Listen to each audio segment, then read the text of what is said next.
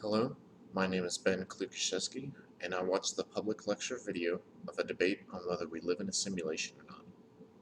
So going into it, my opinion on the matter was kind of dubious at best, and I didn't really think there'd be much of a point to running a simulation of human history. Some of the speakers seemed to define living in a simulation pretty differently from how I initially thought of it. Now, when you first mentioned the subject of living in a simulation, for me, the initial train of thought would be to think that it means we don't exist, or we're simply objects created by an advanced algorithm, or advanced computer, or something similar.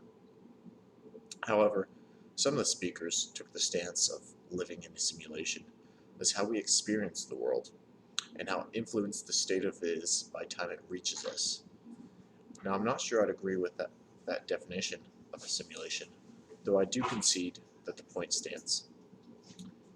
One thing I was aware of was the fact that it was objectively impossible for us as humans to determine whether we do indeed live in a simulation without extraordinary, unforeseen evidence provided that simply defies all senses of rationality.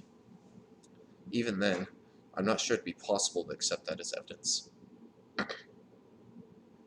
It astonishes me that these speakers can even begin to put a number on the amount of calculations that would be needed to simulate reality, as such as this one, even if that is a number that fluctuates based upon who you're asking between the speakers.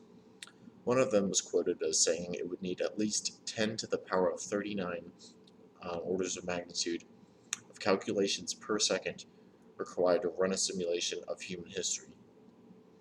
Furthermore, they expanded that you need even more power to run such a simulation than even our sun could handle. Now, power output deemed by our sun is deemed to be about 10 to the power of 42 calculations per second if we harness that power perfectly. With that being said, they were quoted as saying that would still not be enough power to run a simulation such as this. However, some of them refuted this by saying a machine of a certain power can simulate another machine of identical power. Now, instinctively, to me, this would seem false, as nothing could be perfectly efficient. But he quoted Alan Turing and his invention, the Turing machine, as basis for this being true.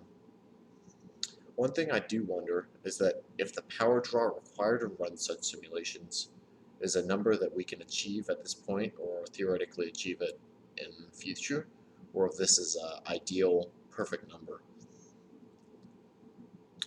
I also thought it was interesting that whatever organizations or organisms running said theoretical simulations could or would seek to impose will or bias under aforementioned simulations.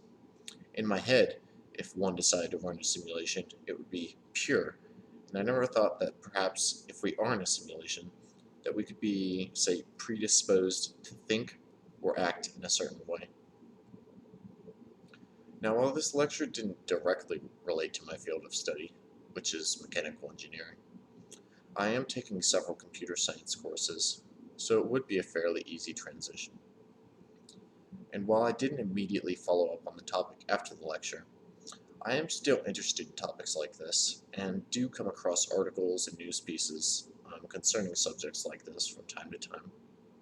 I was quite surprised by the variety of positions held on the subject, especially from professors from areas that I wouldn't normally consider relevant for the field, such as social sciences and even biological fields.